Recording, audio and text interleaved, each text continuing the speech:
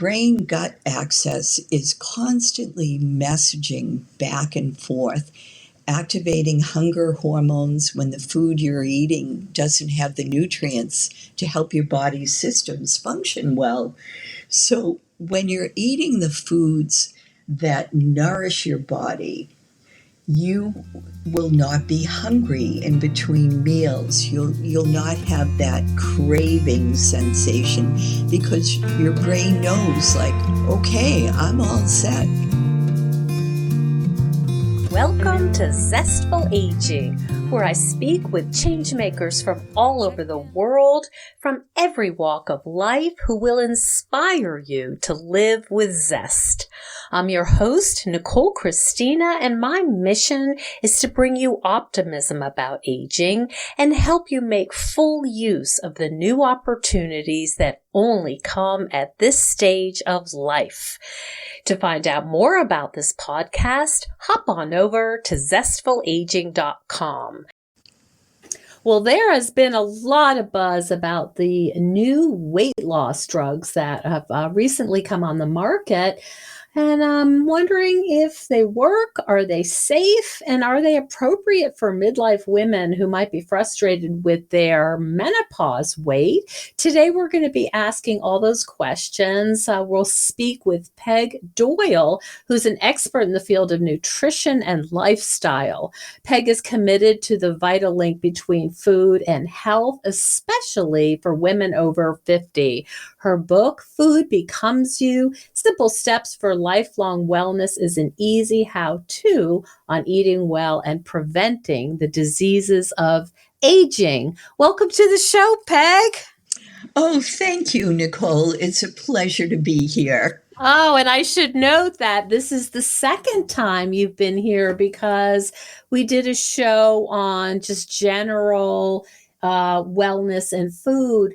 But now we want to talk about these sort of newish weight loss drugs that we're seeing ads for. We're hearing celebrity, they're talking about it, and it's sort of all over. And I'm just wondering, what you've learned about them, what your experience is, and what, if you can help us understand, what their benefit or not so much benefit for people our age. Sure. Well, you are absolutely right. It's showing up everywhere. There's so much buzz about these drugs.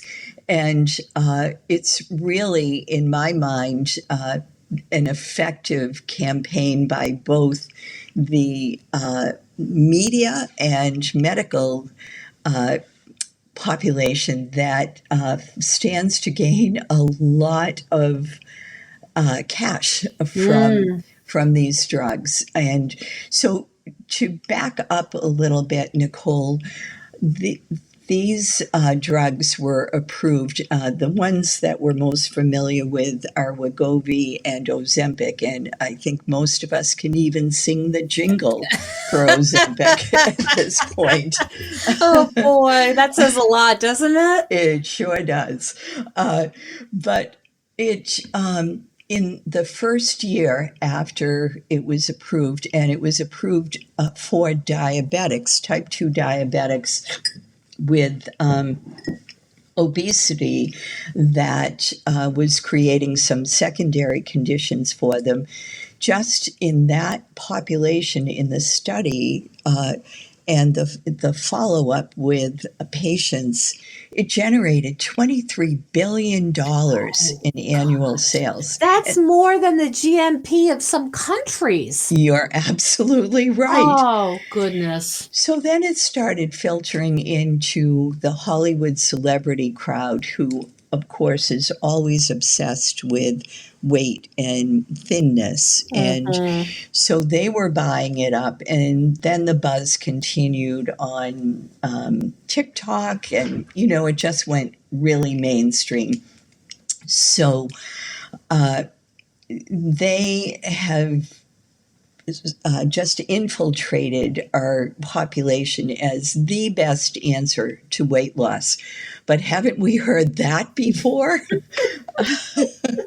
For decades, there's always some new shiny product that's going to make us perfect. And I'm not targeting this particular company, but if you look at WellesleyMedicalGroup.com as an example, you can see how tempting it is to go this route. It follows the same advertising techniques the beauty industry uses to market anti-aging products that supposedly make us feel young and happy. You know, they're very clever in the way they approach all of this.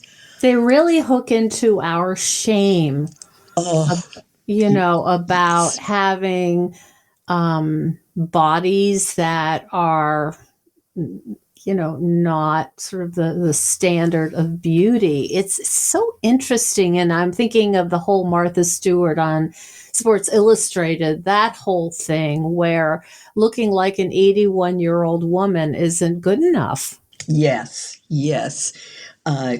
There's been a lot of comment about that, and Martha Stewart, in many ways, to me, is an icon of sustainability and perseverance in the face of so much criticism and judgment. We need more older people who can be strong role models for us, that being older means we're just more becoming ourselves and evolving into the person we have always been meant to be. So this is a real sidetrack going on this weight loss nonsense again.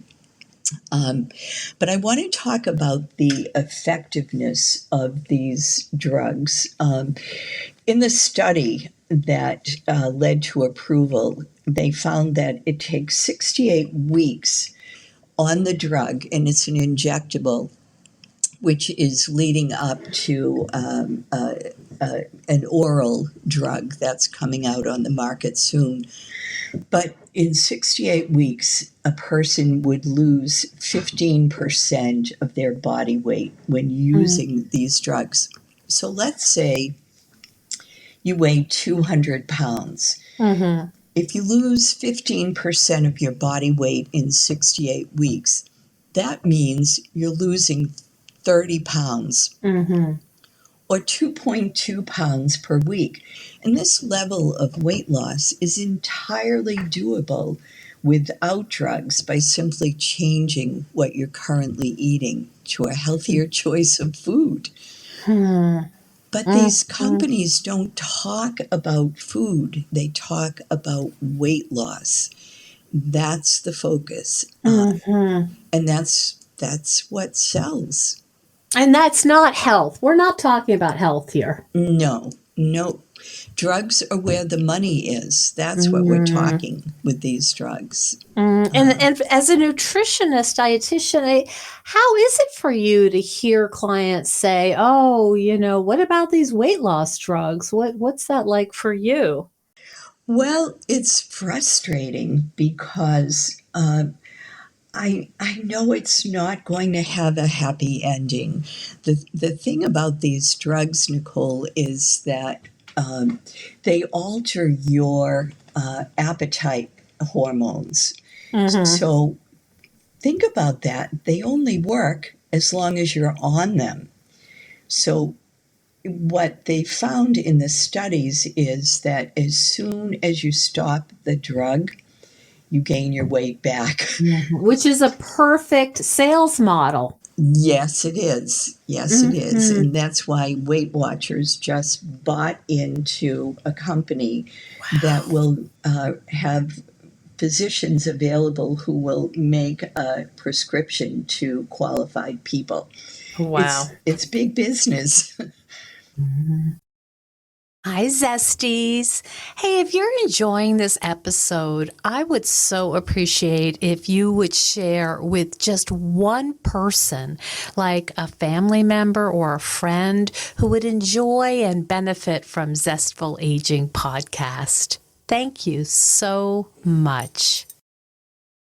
When you talk about the level of weight loss, and you say you can do that by eating a particular way, can you outline for our listeners, who I'm sure are very interested in knowing what that looks like?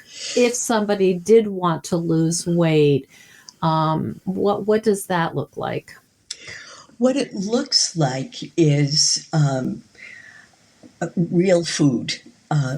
We have been inundated in the past 50 or 60 years with processed foods, with many additives and artificial ingredients. And we've also had an uptick in the number of snacks that are available. We've become a snacking nation, and you only have to go down that aisle in the grocery store to see the huge selection of snacks, highly processed and filled with salt and sugar and additives that trigger appetite. So if you want to look at what it looks like to have the potential to lose weight, you need to choose fresh vegetables, grass-fed beef, free-range poultry, wild fish, whole grains, lentils, and beans, and some dairy if you tolerate that well.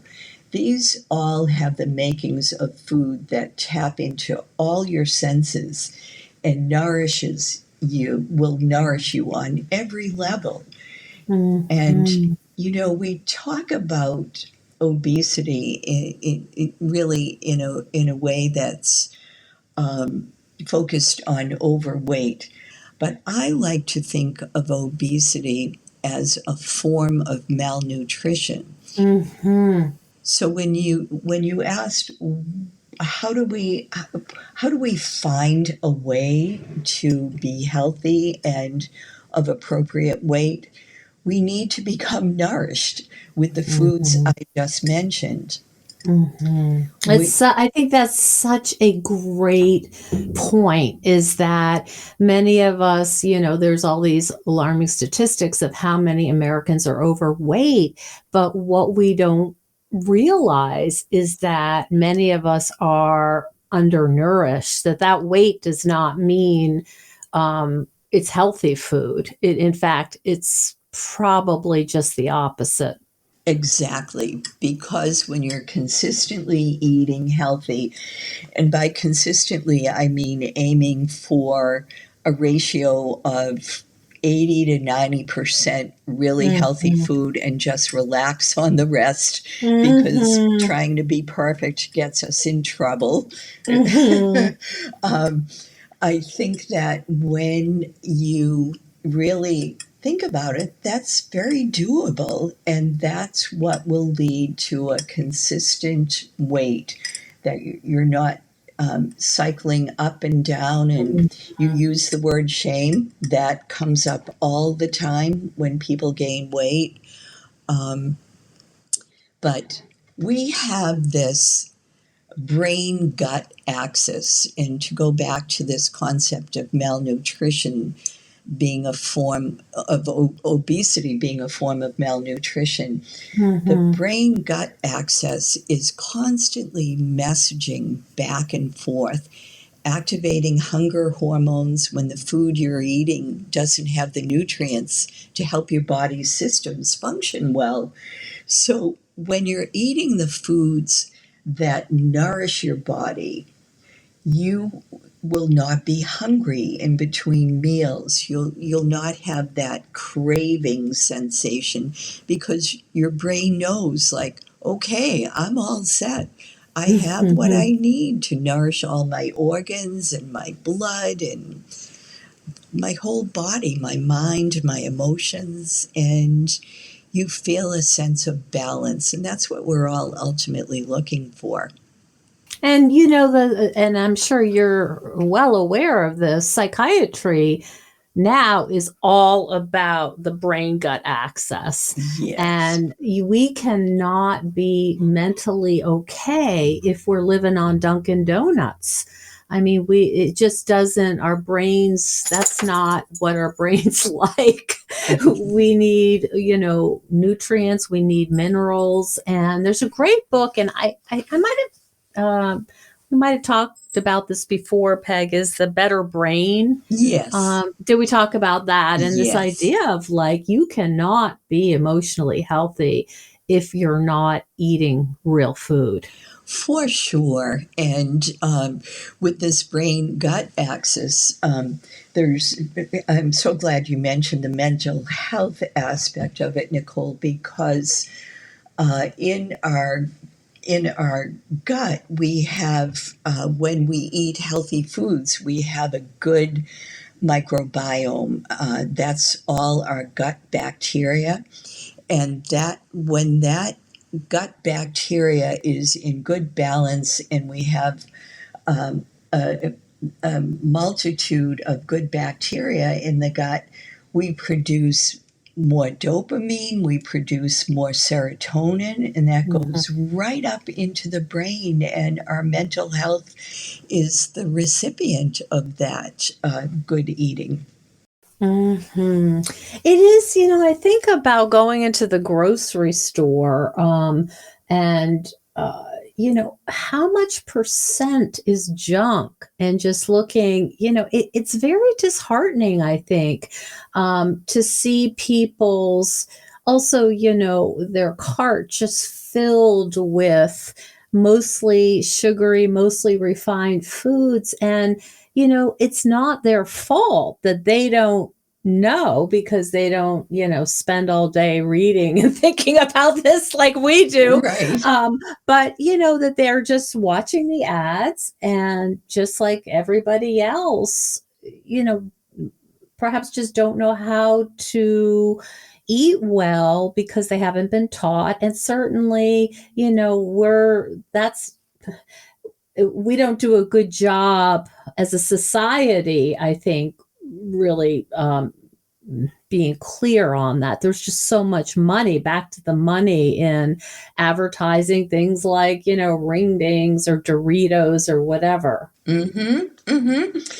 And we have been acculturated into the idea that convenience is everything. And that has led to the fast food movement, the restaurant movement, make it convenient. But if you're familiar with the renowned chef Alice Waters, she said when she first fell in love with food, she said, food can be very transformational, and it can be more than just about a dish. And like Alice Waters, you can fall in love with food, and then the prep of food becomes really like a Zen experience. So I like to foster a love of cooking in the people I work with. If you notice, historically, it was when we migrated to prepared foods and frequent restaurant dining that the obesity rates climbed. So we want to really look at going back to those fresh vegetables at the market or at the farm stand, getting really clean meat and seafood, and preparing food at home. And whether you're a party of one or a group of 5 at your dining table, make nourishing meals a part of your life, and your life will just improve exponentially. There's nothing more well, I don't know. I would say that making a beautiful dish, and it's not fancy. I mean, we use our grill basket, and it's not like we're making, gourmet sauces. It's basically some greens and, I love salmon, and I buy salmon, from a place that does, delivers sustainably. It's expensive, but it is so delicious. It's called Yes. wild for salmon. And it's so satisfying to sit and taste your food and really be present for that, and compare that to sort of a drive-through eating out of a paper bag, something that, like a McDonald's or something. It's not even in the same world, those two experiences. You are so right, Nicole. And I think that we have to get back to home cooking. And when you said how you make it simple, that's the way it happens. You get a couple of good knives, you get a cutting board, and you make it a Zen experience. You don't look at it as a chore because it's not gourmet, it's simple. I have hundreds of recipes on my website blog that are 20 minutes or less, because that's what works for us. We're all busy, but if we can just carve out that time to make real meals every day, that 15% of body weight that you might want to lose will come off if you make those changes. And you mentioned that the salmon is expensive. Fast food is far more expensive because it harms your health. And when you're talking inflation, if you take those items out of your food basket and put quality items in, it'll be at least a financial break even, but it'll be a health bonus. That's a great point. That's such a great point. The other piece, and maybe this is a little woo-woo, but I feel like making myself a beautiful meal, which I'm planning to do later today, because I've got the salmon, I got some Swiss chard, which I love, and some, just fairly simple. I feel like it's a message to myself that, I'm worth feeding well. Yes. I wouldn't give my beloved dogs, who you're hearing in the background, like cardboard, right? Right. I mean, they actually get pretty nice food that we make in the crock pot, but I care for them. I love them and I want them to eat healthy food. Well, wouldn't I think the same of myself? Am I going to feed myself something that's about as nourishing as cardboard? Or do I value myself enough to take the time and whatever resources to prepare a lovely meal? So well said, Nicole. You can fall in love with food and really just enjoy the experience. It taps into all our senses and nourishes us on every level when we become conscious of that. And I, like you, maybe it sounds woo-woo, but I believe it's a way of saying I love you to your body. Oh, that's so beautiful. Oh, yeah. I mean, and conversely, when you're eating garbage, I feel like that sends some kind of unconscious a message that, like, look, this is what you're worth, and just don't complain and do your work. Yes, it's almost to me like the astronaut food, like they Yes. they kind of have no choice, I think, at this point, but to Right. eat some sort of manufactured something or other. Dehydrated something. Yes, but we have this abundance of wonderful, nourishing food available to us, and when we notice it, when we look at it, when we smell it, when we taste it, when we see how it affects our mood and our energy and our weight, then we can say, wait a minute, this isn't about weight. This is about life and vitality and health. That's that. I could not agree with you more. That And we all know people who are slender or celebrities or whatever. And I don't know what their vital signs are. I don't know what their health markers are. And just because you can fit into whatever size is cool now, it does not mean that your body is functioning in any kind of optimal way. That's for sure. And we are all unique in every way about us, where every individual is unique, and we have a bio individuality that we're born with, and so we're not one size fits all. And when we honor that, what our structure is, what our height is, what our weight is, then we can more easily get into, well, how do I take care of this unique self? What do I need to do to be the healthiest person I can be? It doesn't mean I should be a size 4. And I remember a woman who came to me some years ago who was a size 4, and she was struggling with getting pregnant. She had had 4 miscarriages. Oh, boy. And I said to her, she was a very tall woman, and I talked with her about her eating habits, and she said, well, I don't eat. And I said, can you tell me more? And she said, it's extremely important to me that I maintain a size 4. And putting the pieces together, you could see how much she was losing by this singular desire to be a size 4. Oh, my goodness. The talents and the gifts that she has, there's no room for them or time for them when all you're doing is planning your food and what did I eat, what didn't I eat, what should I eat, and it's a prison. Yes. Yeah. Yes, it is. Well, as Jim Rohn said, take care of your body. It's the only place you have to live.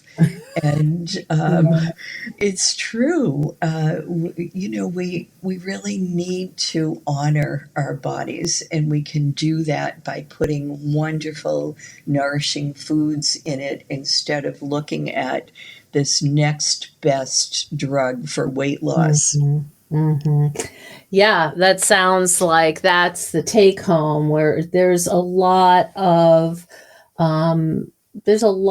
room for, probably, well, I'll speak for myself, there's a lot of room to include more beautiful food, rather than saying I'm going to take this medicine that's going to stunt my appetite. I mean, it just is, it's a completely different approach to one's life. It certainly is. And we need to really listen carefully to the messages these marketers are putting out to us, and think about, who are we really? How do we take care of ourselves in a way that's loving and honoring ourselves? And I think, this idea of being a smart consumer, like who's benefiting from this, and to be just a little bit more conscious of how the system works. And as you indicated, who's doing what with whom. I mean, if Weight Watchers is involved in this, we know that their business model is about return customers. Yes. So, yeah, that's really problematic. Peg, I think I just love your philosophy about eating and food, body and health. And I'm wondering where people can find out more about your work and what you offer. Sure. Well, I do have my book, Food Becomes You, Simple Steps for Lifelong Wellness. That's a good handbook for starting to really think about your eating habits, and there are some stories in there about people who changed attitude about that and sought out food as a way of healing. And there are lots of menus and recipes in it. But my best access to my programs and also my recipes would be to visit my website, wellnessandyou.com. Okay. And to reach me, anybody who has any questions, I'm happy to chat with them. That sounds phenomenal. Well, I'm delighted to have the chance to speak with you again, and I'm happy that the farmers markets are open again, even though I tried to buy local flour the other day, but what I didn't realize is that it's not quite grown yet. I was delighted that they have it, but they don't have it yet. So I guess I wasn't thinking about the growth cycle of the wheat. Sure. But I'm so happy to be able to talk to you again. Thank you so much for your guidance, and just wanted to recommend again wellnessandyou.com for our listeners. Thanks again, Peg. Thank you, Nicole. It's been wonderful visiting with you again. Thank you so much for joining us on Zestful Aging. If you like the podcast, please share it with some of your friends. Our music is courtesy of Judy Banker, who was a previous guest on the show. Find out more at judybanker.com. And our technical director is Stephen Litweiler. Hello, Zesties. Well, many of you know that I've been a psychotherapist for more than 30 years, and I'm an expert in healthy aging. But what you might not know is that I'm also a midlife coach, and I help women like you clarify and design the life you want to live in your second half. A life that's vibrant and feels uniquely like you. Maybe you've spent your entire life caring for others in one way or another, and you're a bit stuck with how to move forward in this new phase of your life. Or maybe you're considering a career change or other big life transition. Or maybe you're in the middle of a life change you didn't see coming. You may be asking yourself questions like, who am I now? And how do I build a new kind of life for myself? Or how do I make the most of the time I have left? This stage in our lives is the perfect time to pause, recalibrate, and reassess where our life is heading and ask ourselves what deserves our precious time. Now is the time to focus on what brings you joy and a sense of deep, calm contentment. I love helping women discover who they are in addition to being caregivers. After our sessions, you will have a clear plan for making your life more vibrant and deeply satisfying. You will feel a sense of control because you will be making choices that are perfect for you. And you will feel more confident because you will have an individualized blueprint to follow. And because you're a Zestful Aging podcast listener, I'm offering a special package deal. Contact me at zestfulaging.com right through my contact link. Time is truly precious, and there's no time to waste. And stay tuned next week for another interview with a fascinating and inspiring guest.